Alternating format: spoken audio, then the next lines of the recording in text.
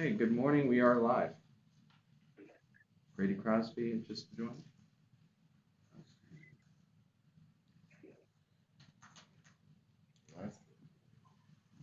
We're good? We are good. All right, great.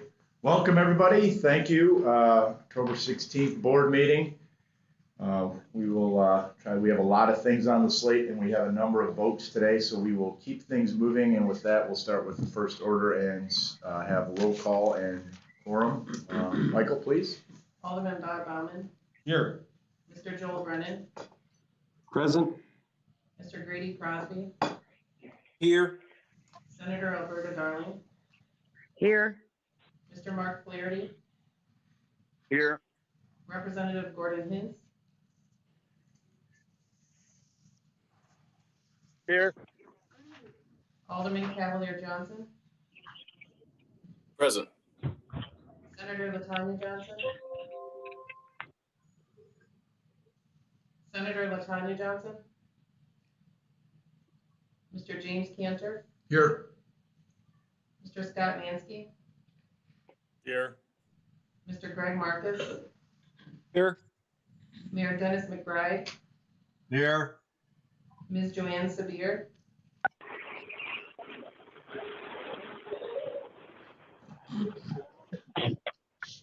Representative Joe Sanfilippo.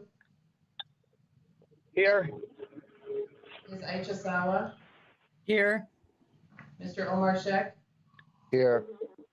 Alderman Costa Zamaripa. Here.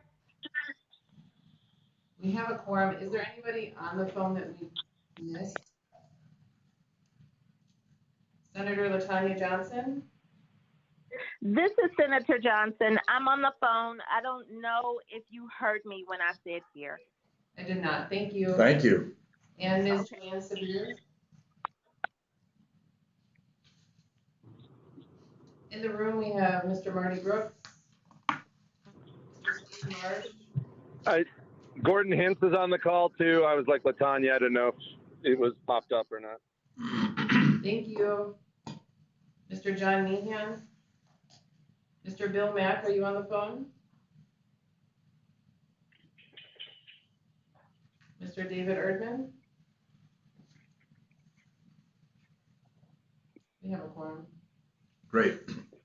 Thank you. First, Cavalier and Jocasta, welcome to the board. Thank you. We're excited to have you on. A lot of great things going on here, a lot of fun things happening, and a lot of work to do. So thank you for your service and joining us, and we look forward to great things as we move forward with you. Welcome. Thank you so much. Thank you. Great. Second order of business is just the discussion and approval of the meeting minutes from September 18th, the board meeting from September 18th, 2020. I would entertain a motion to approve. So moved. Thanks, Bob. For a second. This is Aisha, second. Thank you. All in favor of approval of the meeting minutes? Aye. Say aye. Aye. Aye. Aye. Aye. Any opposed? All right, meeting minutes are approved from September 18th, 2020. Next order of business, Mr. Steve Marsh will give us a financial update, and then from there we'll flow into a discussion by both Steve and Marty on the 2021 budget. Thank you, Mr. Chairman, and good morning, everyone. Before we get into the budget, just a few quick comments regarding the 2020 forecast. There's not a lot of movement in our numbers from what we shared with the board in September. Column B of your 2021 budget income statement represents our 2020 forecast numbers. And you'll see we're showing net income to be about a 2.7 million loss before depreciation. And that's line number 67. At this point in our fiscal year, there's not much risk left in this forecast, and management is not overly concerned that our net income number will move much before year end. And unless there's any questions from the board on forecast, Mr. Chairman, I'll jump right into the budget. Any questions on the financial update for 2020? Great, let's jump right into the budget. Steve, thank you. Okay, so your your budget packet today includes 6 separate documents. The first is the budget assumptions document, and we've documented 10 key assumptions that we felt were critical to how this budget took shape and form. and would aid in your understanding of the numbers today. The second document is our event mix summary, which details the number and types of events that are part of our budget as well as prior years. The third document is actually 2 pages, which is our income statement. The fourth document is our capital budget summary, which is also 2 pages. The fifth document is our restricted cash flow projection. These are the cash flows that pertain to debt service payments. And our final document is the unrestricted cash flow projection. And those are monies we use to fund operations. And we'll briefly touch on each one of these as we go today. However, before we get into the schedules, I want to thank the members of the Finance Committee for the time that they've given me and Marty during the budget development process. We had the opportunity to meet with each member individually to review the preliminary draft budget. We found the discussions to be engaging and productive. The questions, feedback, and guidance that the committee provided us were invaluable to the budget process, so thank you for that. As for today's presentation, we're going to address certain revenue and expense line items within those 6 documents I just mentioned, but as importantly, we will also summarize the budget goals and assumptions we used to develop our numbers we set out to achieve with this budget, and also the mitigation strategies we're prepared to execute should actual results underperform budget expectations. At the end of this discussion, management will ask the board to formally adopt the budget for 2021. And so the board is aware at the October 8th committee meeting, the Finance Committee did vote unanimously to recommend adoption of the budget by the full board at today's meeting. So before we talk about budget goals and assumptions, let's jump to the end of the story first and highlight the results of the 21 budget. Number 1, we expect to generate positive net income before depreciation expense of $7.4 million, and that's noted on line 67, column A of the income statement. This represents an improvement over the 2020 forecast of just over $10 million. This is driven principally by an uptick in expected tax revenue collections. Number 2, we expect to increase by $6 million our restricted revenue account and end the year with a balance of approximately $23 million, which is noted on line number 18 of the restricted cash flow schedule. This is very positive news for the account that serves as our rainy day fund for debt service payments. And number 3, while we expect our operating cash balances to decrease throughout 2021, as noted on the unrestricted cash flow schedule, we do believe we are well positioned to take advantage of the expected recovery during the next 12 to 18 months as we continue to maintain and invest in critical infrastructure, business systems, and personnel. So this is the third budget that Marty and I have put together for the WCD, and of the 3, it was by far filled with the most uncertainty. And I think it's important to understand how we develop the goals and assumptions that cause us to arrive at our numbers today. As we begin every budget process, we identified financial goals that we had aspired to achieve through this budget. The goal discussion for 21 was much different than the discussion we had almost a year ago for 20. The 20 goals were very growth driven. So we were just coming off a record year in 2019 in terms of net income, and we're looking forward to a very robust 2020 event calendar capped off by the DNC convention. After the onset of the COVID pandemic, however, we quickly pivoted from those growth-driven goals and focused simply on the survival of the organization. The June debt transaction that the board approved at the April 2nd board meeting prevented a likely default on our December debt service payments, infused much-needed cash into our operating accounts, and better positioned the WCD to weather future economic uncertainty by strengthening our reserve balances. Without sounding overly dramatic, the June debt transaction was critical to our survival, and we're in a much more stable position because of it. As we emerged from that crisis and really surveyed the landscape of our industry, it became evident to us that the focus of our goal for 2021 should be sustaining the organization and best positioning it to take full advantage of the recovery that we expect to begin over the next 12 to 18 months. And we believe we can achieve that goal through careful cash flow management and prudent spending, of which are reflected in our budget plan today. The evolution of our goals over the past 12 months, from growth to survival to sustainability, has been predicated on a wildly changing business environment, which has caused us to take some extremely difficult actions to get to this point, not least of all reducing our workforce through position eliminations, layoffs, furloughs, and pay reductions. But we have weathered the storm thus far, and I'm confident that our 2022 budget will again focus very strongly on growth-driven goals. So let's next discuss our budget event mix. And getting this right is critically important because the numbers and types of events that we establish as part of this mix really drive our operating revenues and expenses. The senior management team spent more than a few minutes in meetings discussing this topic, and we came to our final event mix principally guided by the assumption that indoor capacity limits in the city of Milwaukee will not be lifted until early second quarter of 2021. To be clear, this is WCD's working assumption and not one that was reviewed or provided by the city. Rather, for planning purposes, we needed to establish a reasonable benchmark for when we could expect this cap to be lifted, as this is the single most limiting factor affecting our ability to host events. Based on discussions with our peer set around the city and also around the country, we believe this to be as reasonable assumption as any other at this point in time. In a normal year, meaning a non-COVID year, the process of developing the event mix would consist of counting up the number of confirmed events in our calendar and then adding to that number a certain number of unknown events that we would expect to occur but aren't yet booked or currently known to us. We call those events blue sky events. This year, there are no blue sky events in our budget, and we actually removed events from our budget that are on our booking calendar. In terms of our meeting and conventions business segment, of the 103 events on our calendar, we included only 49 in our budget. We assume no event activity prior to April 1st, and further assume some larger convention and trade show events currently scheduled post April 1 would not occur due to the ambiguity surrounding the timing of when the 250-person cap limit would lift and the lead time event planners need to successfully coordinate and produce those events. Of those 49 events included in budget, we discounted estimated revenues tied to those events to account for smaller attendances and less spending on ancillary revenue streams such as food and beverage and parking. As it pertains to our arena team business segment, we've assumed no events until the fall of 2021. And again, to be clear, the teams themselves have not confirmed this as a working assumption for us to use for budgeting purposes, but we believe it is a prudent assumption to make. And lastly, our concert business segment assumes a much lighter concert mix relative to 2020 budget when we budgeted for 50 events.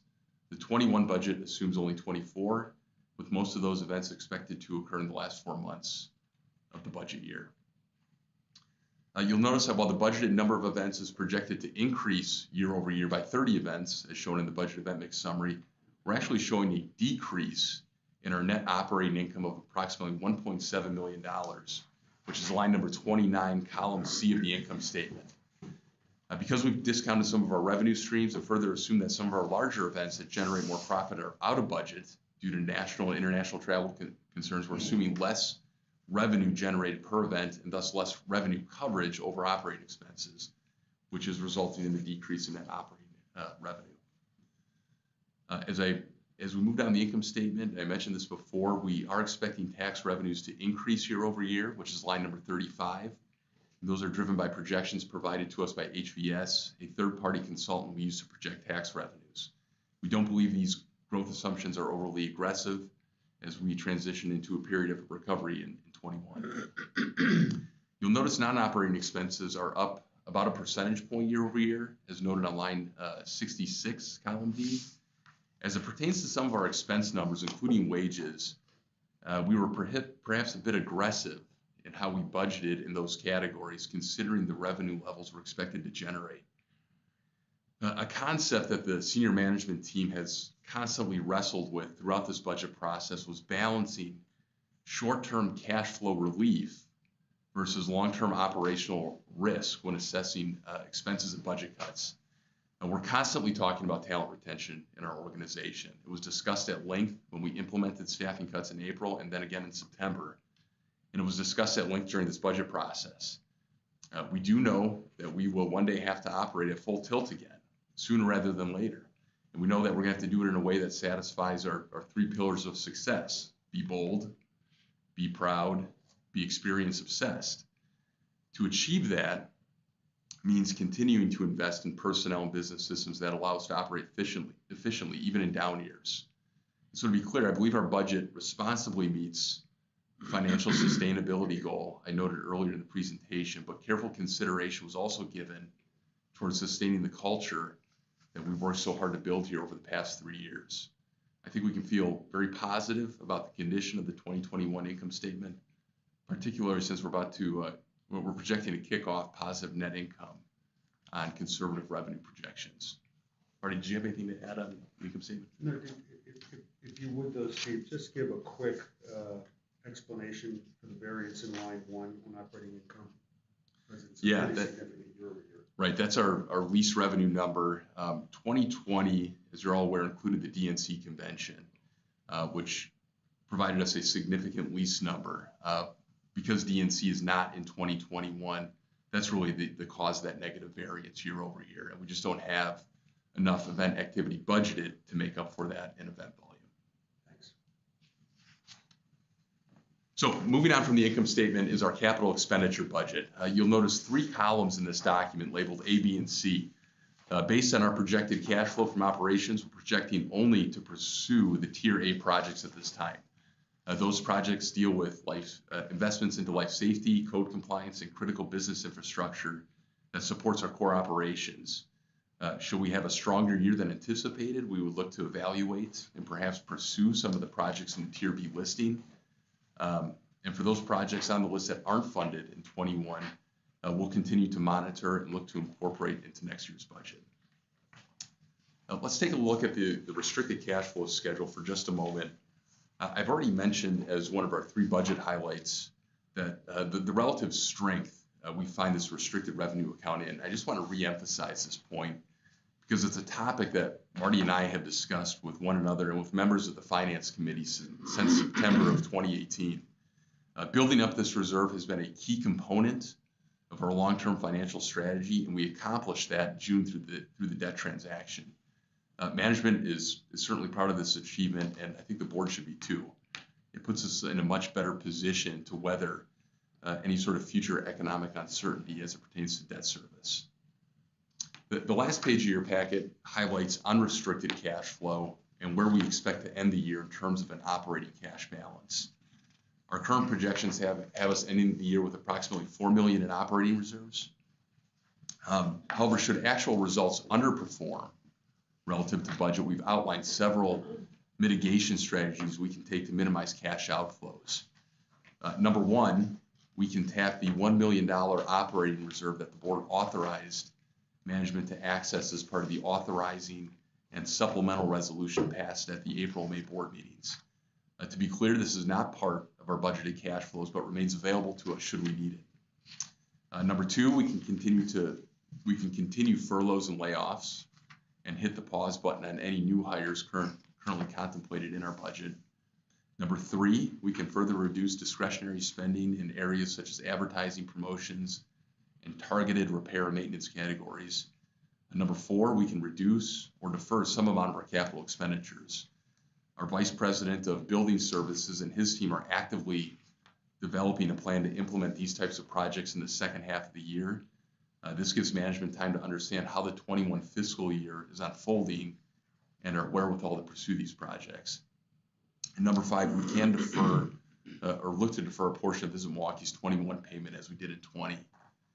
And finally, while not a mitigation strategy that we can really hang our hat on with any certainty, the WCD is constantly pursuing state and federal grant opportunities. And Marty, I think you'll discuss this a little bit in your CEO update. It's not something that we've included in our budgeted cash flows, but it's something that we are relentlessly pursuing.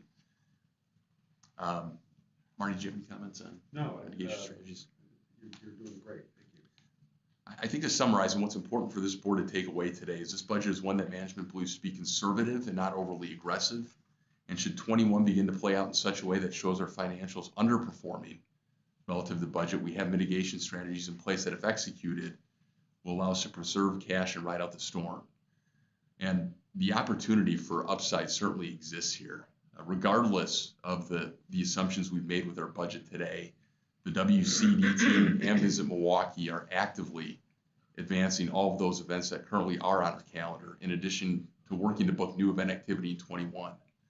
It's possible, and perhaps even likely, that some of these events not in budget do in fact actualize, which would be a net positive variance for us.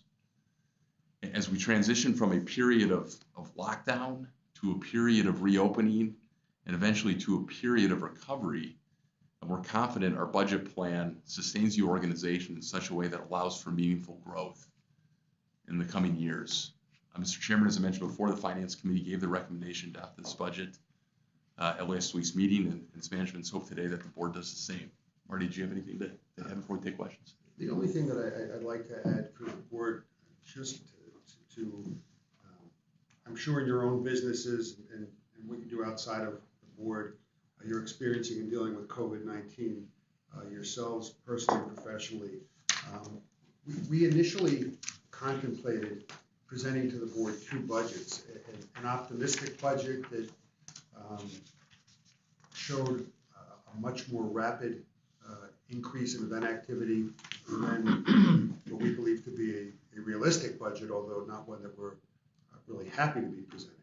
And we chose to present to you and to the Finance Committee the realistic budget.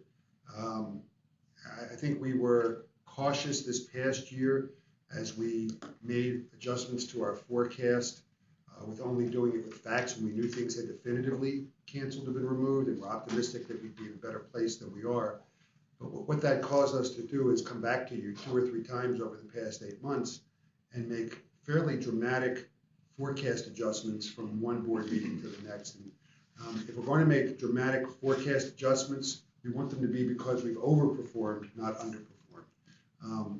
We believe that the budget that we presented today, as well as to the Finance Committee, is realistic. There is some degree of risk, primarily revolving around things we don't control and the environment that is yet to be changed with COVID. But we feel that this gives us something very realistically to work towards and achieving for 2021. So, if there are there any questions from any board members for Steve?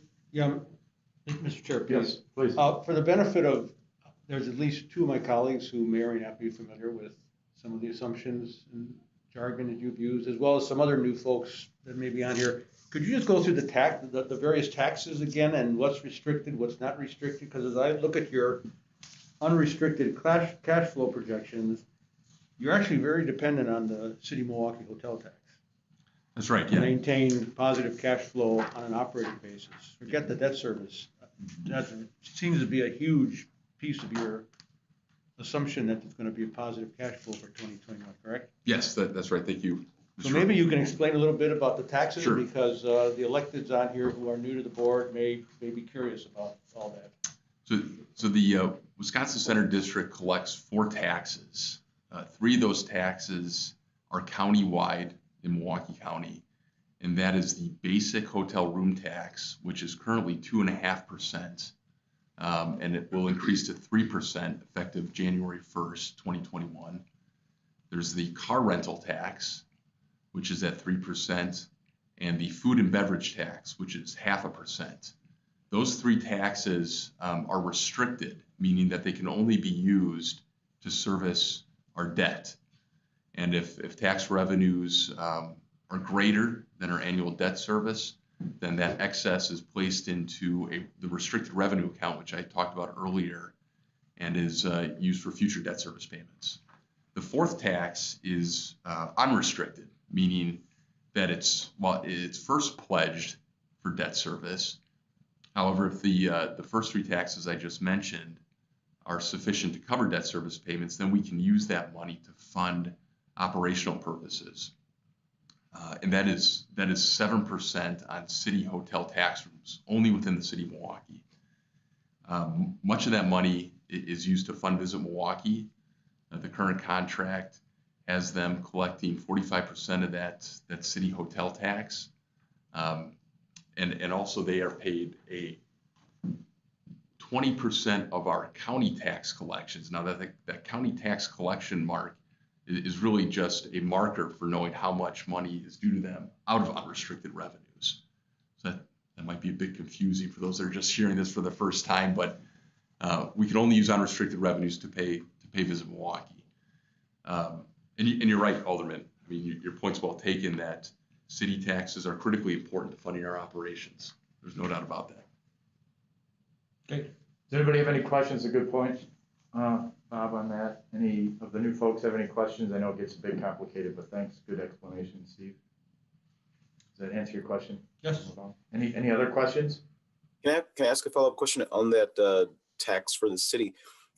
Is that all hotels citywide, or is there a district boundary where those taxes are collected? Is it just downtown, near downtown, or is that across the entire city? That's across the entire city. And to my colleagues on the council, if I may, Mr. Chair, Yes, please. it is that city tax that used to be controlled by the common council. The city of Milwaukee used to get that revenue direct. That tax has been in place for many, many years, was in place before the Wisconsin Center District was created. And actually, the city used that to in part fund city operations. I believe the breakdown was roughly a third. A third went to Visit Milwaukee, or the then Convention and Visitors Bureau. A third went to fund Mecca, which was the Milwaukee Exposition and Convention Center, or whatever it was called, which was the building that predated this building. And a third went to the city's general purpose budget. And when Wisconsin Center District was created, that 7% city tax was transferred to the Wisconsin Center District. Good. Correct, Steve? Is that the correct history I there? think that's a pretty good summary. Yep. And at the same time, the tax was transferred, so was the liability for Correct. funding, debt Agreed. service, Yep. operations. Absolutely. That is Fund and true. visit. Yep. That is true. Good. Any other questions? Does that answer your question? I think that was Alderman Johnson. Yes, it does. Thank you. Great. Anybody else have any questions on this before we? Yeah. Go ahead. This is Scott Mansky. So on line 50 of the income statement, you show Visit Milwaukee going from 8.3 million down to 4.6 million. And then you also show in your cash flow statement the amount of 6 million for Visit Milwaukee for 2021. Can you explain the differences between the amount, why the revenue drop has occurred in Visit Milwaukee, and then why the cash flow is different than the revenue amount? Yes, Scott, thank you for the question. First of all, I'll talk about line 50, column A on the income statement. As this board is aware, our contract with Visit Milwaukee expires at the end of this calendar year. We made the assumption that the contract will continue into 2021 under similar payment terms as they were in 20. The reason for the drop from 20 to 21 is that the 20 forecast number is based on 2019 city hotel tax collections, which was a fantastic year in terms of hotel tax revenue. The 2021 number is principally based on 20 city hotel tax collections, which, as we all know, has been a terrible year. So that's really driving the year-over-year variance. As it pertains to the difference between the 4.6 number on the income statement and the $6 million on the cash flow projection, as part of our 2020 mitigation strategy, we worked with Visit Milwaukee to defer some of the money owed to them in 20 into later years. For budgeting purposes, we've assumed that we pay back some of that deferral payment to Visit Milwaukee in 2021 and into 2022. We've talked to Visit about this. They're certainly agreeable to that. They've been a great partner with us during this pandemic, and we've not disputed at all the amount owed to them. It's just working with them to pay them back when we have the cash to do it. Anything to add to that, Mike? No, that's perfect. Does that help, Scott? Yeah, that's good. Do you believe at any time during the year you're going to need to have any short-term borrowing for cash flow? No, Scott, that's not anticipated right now. I think the mitigation strategies that we outlined earlier would be sufficient if we felt like we were in a cash crunch. Certainly that $1 million is available to us in the operating reserve fund, as well as I stated before, working with Visit Milwaukee to perhaps defer some payments to them.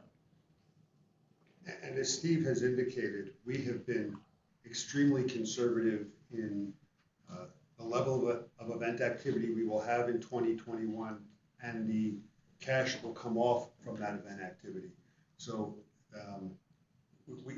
we're comfortable that the number we're representing for cash flow for 21 is where we'll end up, and we are optimistic that event income will be greater than what we budgeted. And we'll be kept apprised during the year of any changes that may occur. Absolutely.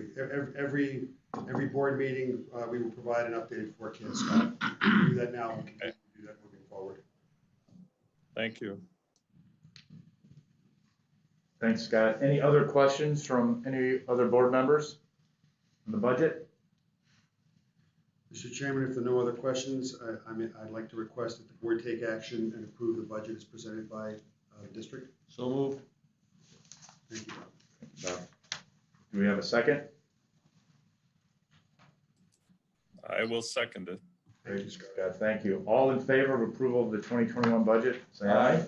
Aye. Aye. Any opposed? Great. The 2021 budget for the Wisconsin Center District has been approved, so thank you very much for your work and questions on it. Mr. Chairman, as part of, and thank you, ladies and gentlemen of the board, for approving the budget and continuing your confidence in our projections to you. As part of the mechanics of accessing funds, Mr. Chairman, on an annual basis, once the budget has been approved, we need to have funds released, approved to do the capital, to fund the capital budget. Steve, if you would please update the board on what this means in the resolution.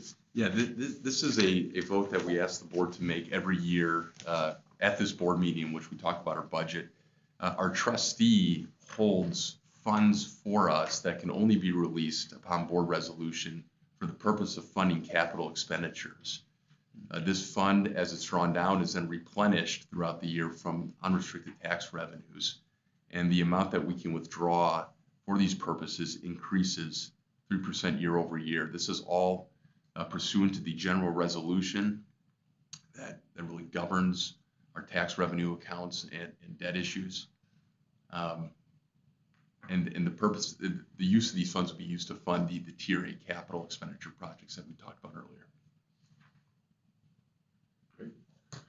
Mr. Chairman, if there are no further questions, if we could have the board take action to approve the resolution to release the capital funds. So moved.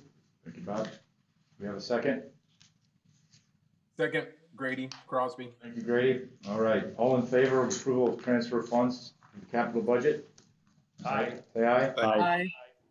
Any opposed? Aye. All right.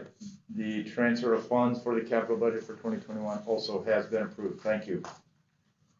I think that is it on that portion, right? I think we move now to our CEO update. All right. Thank you, Mr. Chairman. Thanks, everybody. Yeah. As Chairman Cantor opened up the meeting, I too would like to welcome Common Council President Cavalier Johnson and Alderwoman Jocasta Zamarripa to our board. I'd also like to congratulate Alderman Bauman for joining us for another term. One of the unfortunate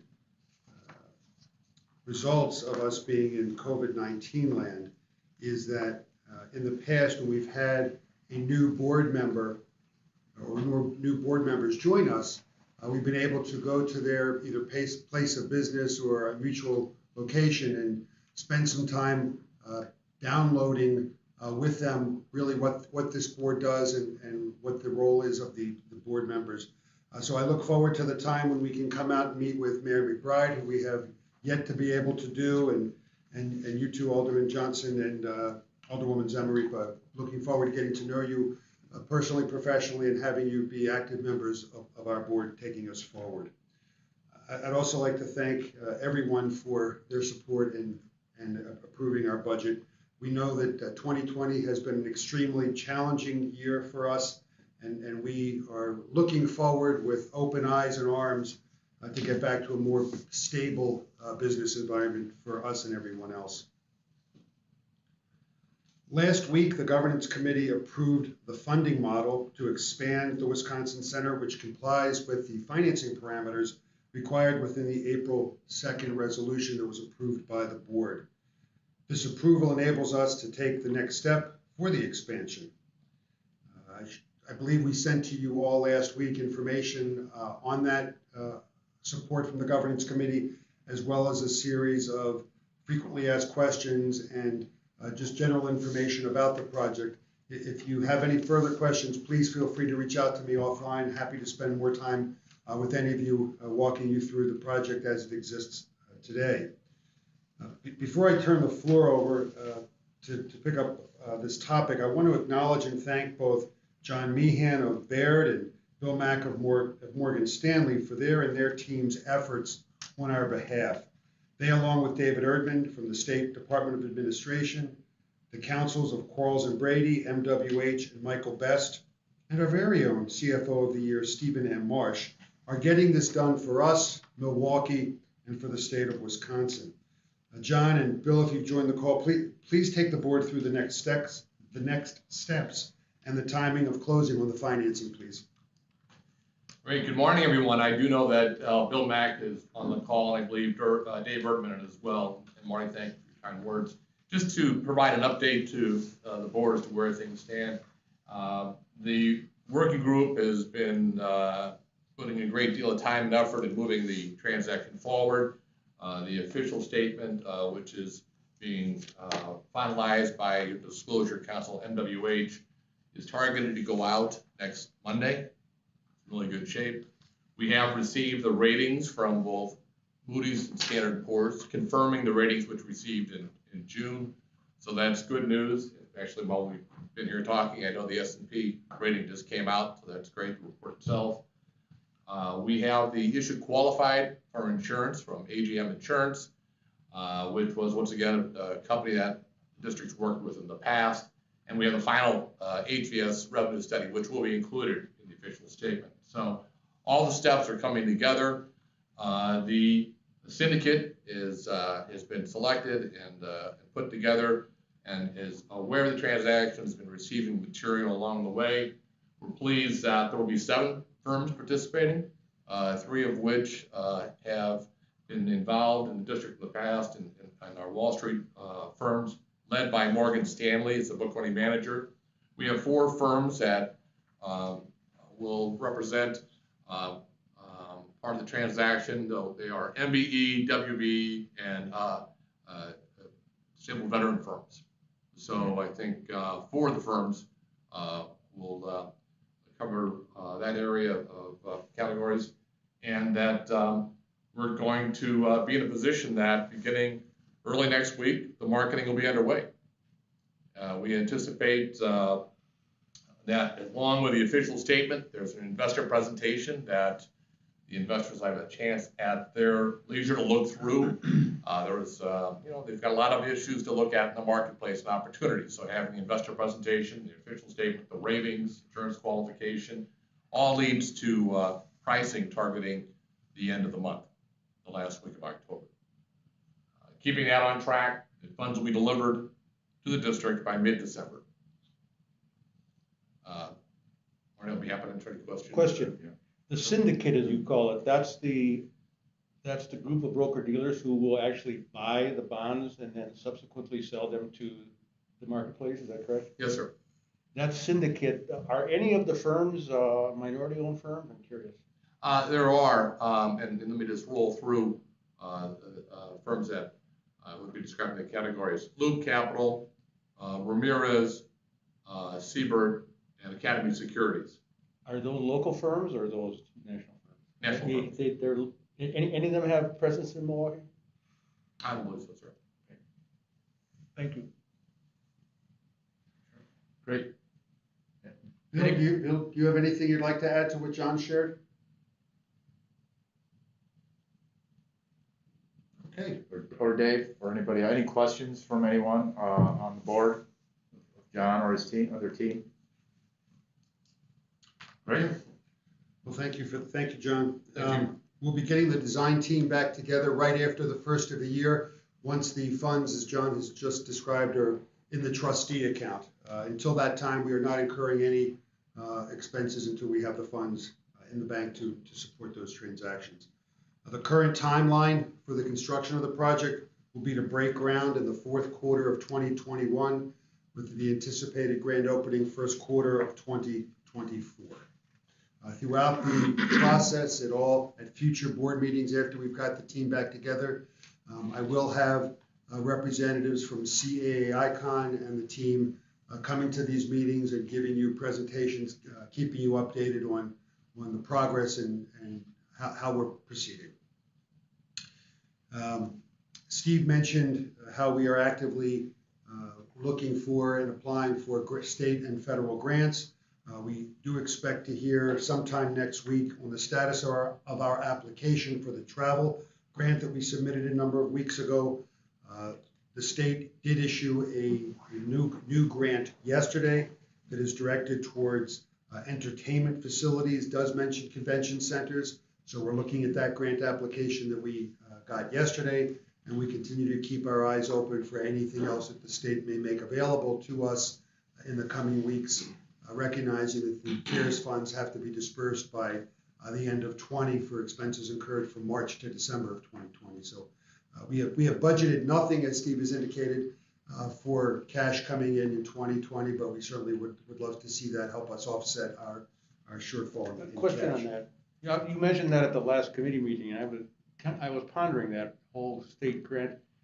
Well, I would certainly not advocate that you unilaterally disarm, but I do find it ironic that the state would allow a tax-funded entity to be eligible for this grant when there's all kinds of private entities that are really struggling with no tax fallback. Well, and Bob, that's terrific point. But up to this point, all federal and state CARES funding has specifically excluded us. Right. We couldn't take advantage of the payroll relief. This was the first opportunity for any government agency, and it wasn't just us. It applied to not-for-profits as well. Visit, I believe, as well applied for the relief from the travel. So there's been no grants assumed as part of your cash flow projections or income. That's correct. So I'm just throw this out here as just a wild notion. Think about if we do get $500,000, maybe we do spread some of that out among other venues that are literally on their last legs. Well, those venues, Riverside, I mean, Shank Hall, you name it. I mean, these may truly not survive. And Marty, if I can, and this is Joel Brennan, if I can just add in here, Alderman Baumann, I just want you to know that those specific Milwaukee area venues that you mentioned, in addition to similar ones around the state, are also eligible for the same grant. Yeah, no, I figured they would. Yeah, I assume they would be. I agree with you there, Joel. I'm just saying, you know, the Wisconsin Center District, among all those named entities and maybe others, you can make the argument is least in need of emergency funds. I mean, we have tax revenue that we project is going to be fairly robust and is going to leave us with a positive cash flow at the end of 2021. It's going to leave us with a net income at the end of 2021, which is not the case with the Riverside or Shank Hall or the Rave, just the three off the top of my head that happen to be in my district. But if I can make one more point on that, you know, because certainly you're raising a good point, Alderman Baumann. Nothing that we're going to do at the state level is going to rise to the level of being able to support those venues for potentially as long as they need to be supported. I know. These funds have to be dispensed by the end of the year. And they have the NEVA group and others, I think, and certainly the state has been part of this, and it'd be great if this was, if there could be, you know, a nonpartisan, bipartisan effort on this, that the federal government needs to, and there continues to be a chorus from, you know, from the state and from others, that the federal government can, there will need to be a larger federal solution when it comes to those venues and many other businesses as well. So that is part of, we are doing what we can at the state level under the limitations we have, both with the dollars and the timing, but clearly there is need for additional action at the federal level. And that's why you continue to see Governor Evers, others pushing for that at the federal level. Agreed. Any other questions in regard to the other grants or anything else on your CEO update? I'm good to move on if there are no further questions or discussion. While most of the news has been disappointing and unfortunate for this year on event activity, not all of it is bad. 2 weekends ago, we hosted a small religious conference that was both in person and virtual. There were approximately 40 people physically in the Wisconsin Center and 120 people virtually and spiritually in the convention center. Starting later today, we're hosting a 3-day snowmobile and ice fishing show in our ballrooms. This is a publicly ticketed event that we have not hosted before. It's timed sessions so that we do not exceed the city's 250-person limit. I believe there's 2 sessions today, 3 or 4 tomorrow, and 2 on Sunday. So where we can, we are actively seeking to book events, even though there are existing registration restrictions. Neither of these events had been in our budget for 20, so even with all the cancellations, these aren't going to offset everything we've lost, but there is activity. We're trying to keep the building busy. On October 5th, after we hosted a 2-day GBAC Star accreditation seminar that I spoke to you about last month, we submitted our application and heard back this past Friday that all 3 of our facilities received accreditation by GBAC, which is the Global Biorisk Advisory Council that deals with cleaning, disinfecting, and infectious disease prevention for facilities. So we've gotten yesterday our 3 facility certifications. Bob Seefeld shared these with me yesterday. These will be showcased on each of our websites and integrated into future venue and district branding. We were not the first convention center in the state to get GBAC certified, although we are the largest. But where we did take first place, and I love being first place when we can be, because I'm a little competitive, is we were the first arena and the first theater within the state of Wisconsin to receive GBAC accreditation. Others are seeking to get certified, but we were the first. Sent out some information yesterday about the Visit Milwaukee agreement. Earlier this week, Tuesday of this week, Steve Marsh and I met with Peggy Williams Smith, who is the president and CEO of Visit Milwaukee, along with their CFO, Luis Ayala, to begin discussions on a new agreement. As Steve mentioned in his comments, that agreement expires December 31st of this year. The working relationship between these 2 organizations, I believe, and I would hope that Peggy would attest as well, is a very strong relationship where we clearly have each other's back and speak with each other, not at each other, which is how it may have been in years past. However, given the year that we have had, mostly dealing with the impact of COVID-19 on every aspect of our business, Peggy taking over the reins of Visit Milwaukee November of last year, we really haven't had the opportunity to spend the time together developing the strategic sales and marketing plan for the meetings and convention sector of our businesses. Along the same line, over the past year plus, most of the processes of how Visit does business with us have continued as status quo from prior years, with the district being downstream from the development and execution of the sales and marketing plan. Peggy and I both want to see that changed. There is no reason to be pressured into entering into a new agreement because of the current expiration date of December 31st. Any discussions should be purposeful and long-term, not accelerated because of an expiration deadline. I'm not making excuses, but this renewal has not been on the front burner for either organization, given what we've been dealing with this past year. So what we came up with was entering into a 1-year extension under the same terms and conditions as the existing agreement. Doing so will enable both sides over the next few months to share process, operating, and structural concerns that need to be addressed to ensure we're structured and organized to support the anticipated resurgence in the meeting, conventions, and leisure markets business in the coming years, as well as to support the expansion. Happy to hear any questions, feedback, comments from any of the board members, because again, what we're seeking is, and I will be coming back to you, Mr. Chairman, in a moment with a request, but we're looking to extend the existing agreement, all terms and conditions remaining the same for a year. I would ask any of the board members, any questions, comments, concerns with that, to Marty's points. Yeah, if I could comment on that? Please. I do support extending this a year. That does give us time, but I do think we need a very fundamental discussion regarding the role of Visit Milwaukee, the amount of money that they're paid, the scope of their duties and responsibilities, the impact that they have, whether it's commensurate with the amount of money they receive, and really look at the entire relationship from top to bottom. I know there's a lot of very hungry, very capable marketing and public relation firms in Milwaukee that would love to get a piece of this business.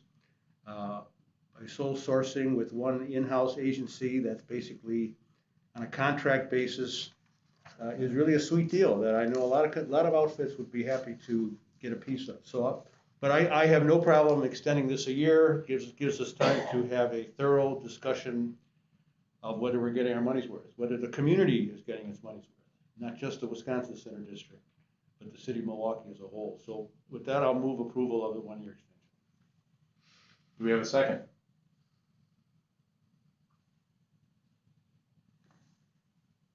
This is Alderman I'll Johnson. second. Yeah. Did we get that, Michael? Thank you. All in favor of extending for 1 year the Visit Milwaukee and Wisconsin Center District Agreement? Say aye. Aye. Aye. Aye. Any opposed?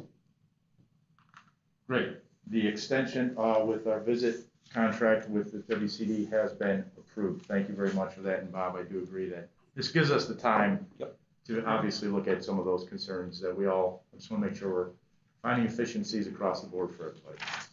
For full disclosure to the board, when we met on Tuesday, this concept really germinated from that meeting. I knew of our board meeting, so that's why I was anxious to reach an agreement with Peggy that we enter into this. I do want to represent that she has not yet taken this to her executive committee. So while I appreciate the endorsement, I want to make sure that this board is clear. The Visit Board has not yet endorsed this, and I do expect to hear from them next week. Just I'll report back if there's any change. Thank you, Marty.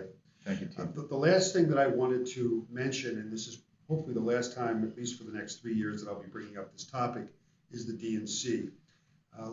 This past Wednesday, 2 days ago, the Goodland Committee, which was the local organizing committee for the DNC, filed their financial report with the Federal Election Commission. This report was reported and covered by both the Journal Sentinel and the Business Journal in their online editions yesterday. If you've not seen the articles, let me know. I'll be very happy to forward you the links to them. The reason why I raised this is that in both articles, there was a mention, they detailed how much money was raised, where money was spent. The Wisconsin Center District was identified as being the recipient of $1.6 million. So I just want to make sure everyone on the board is aware that that information is out there. Is that accurate? And I was about to say is accurate. Okay. I want to make sure that everybody's on the same page. Very yes, good question. So I anticipated that question, so I was with you. But I'm very hopeful that in the years to come, we'll be sitting around the same table talking about Democratic and national conventions coming back to Milwaukee. But for now, hopefully that puts this element of our history to bed. So with that, Mr. Chairman, I have concluded my CEO report. Unless there are any other questions from anyone? Any other questions for Marty?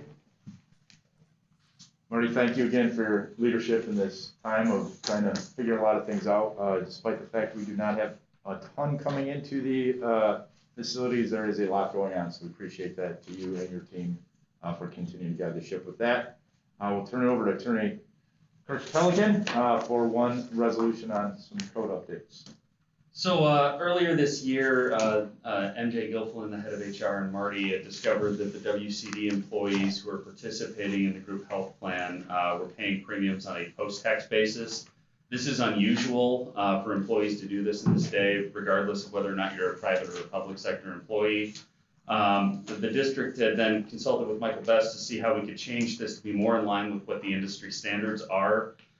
That move basically requires that we adopt a written plan which complies with Internal Revenue Code Section 125.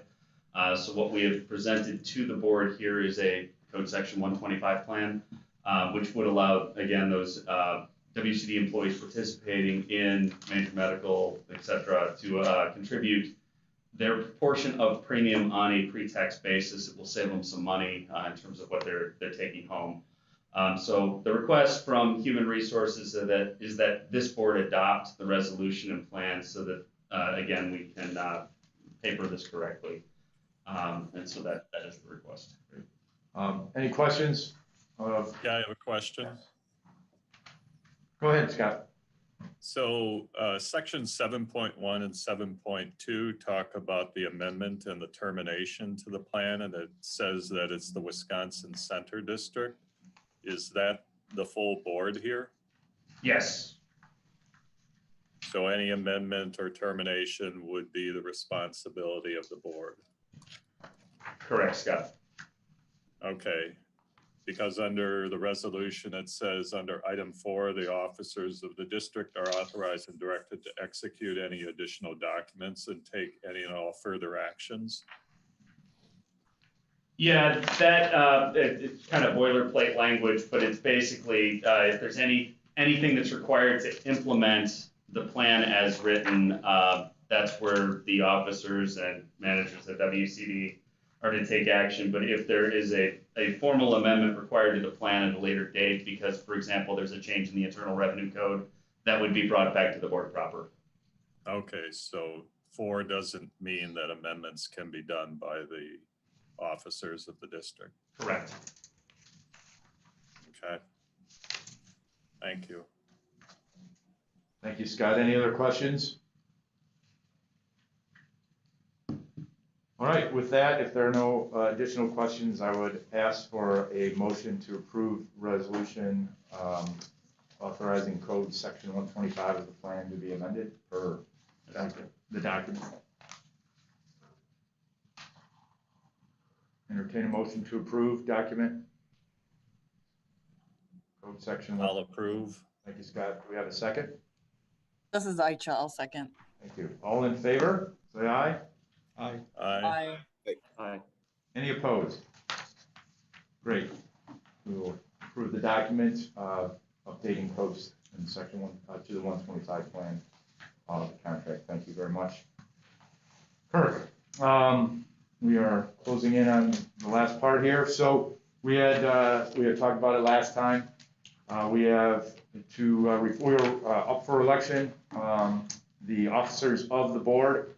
I'd like to report that the board, the following members have expressed their interest. Myself as chairman, Grady Crosby as vice chairman, Greg Marcus as treasurer, and Mark Flaherty as the secretary. With that, is there anyone else who has any other questions or interests outside of that before we move to a motion to approve and vote on those members? Okay, great. We have no others have expressed any interest in those roles, so therefore I'd ask for a motion to approve the presentation of the slate of officers to move forward for next Motion term. to approve. Alderman Johnson. Yes, go ahead. Oh, motion. Sorry, couldn't hear you. We're cutting out Alderman Johnson. Do we have a second? Second. Thank you, Bob. All in favor of approval of the slate of officers, say aye. Aye. Aye. Aye. Any opposed? All right. The officers have been elected for another term. Thank you very much for your participation and the service of those folks as officers. I think that is it on the official agenda here. The last one again, Michael, making sure that do we have any alterations to the dates of upcoming board dates or committee meetings? No, the next committee meeting is November 12th.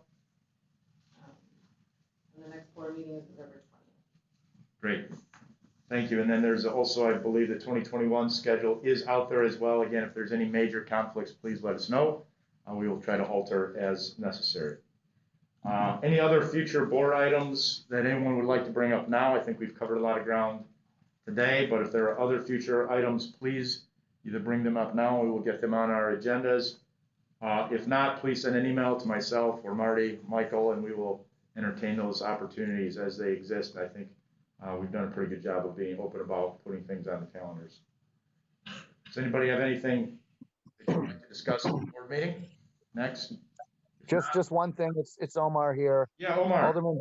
Alderman Bauman, we'd be happy to sit down with you, Peggy and I, and kind of go over the scope of what Visit does for the WCD and for the city. Happy to sit down anytime with you. Okay, thank you. Great. Thank you, Omar. Any other comments, questions, or concerns? All right, if not, I would entertain a motion to adjourn. So moved. Bob, thank you. Second? Second, Alderman Johnson. Thank you. All in favor of adjournment? Aye. Say aye. Aye. Any opposed?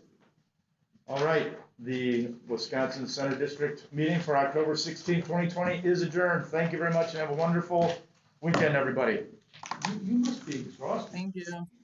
First and second in nominations, you were You very. were on it engaged. today. That's what a hot breakfast will do for you, Marty. That's right. I'm serious.